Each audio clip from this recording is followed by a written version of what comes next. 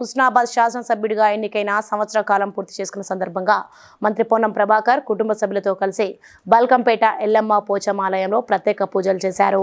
వచ్చే 4 సంవత్సరాలు ప్రజలకు మరింత అభివృద్ధి అందించేలా ఆశీర్వదించాలని వేడుకున్నారు.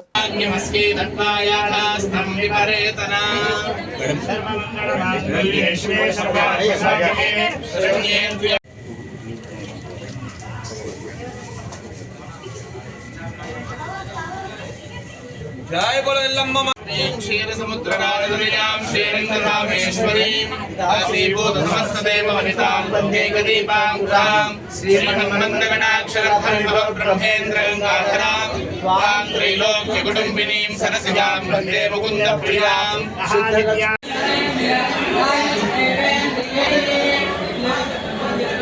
Please like and share, subscribe to BCN Telugu News. Please like, share and subscribe to BCN Telugu News.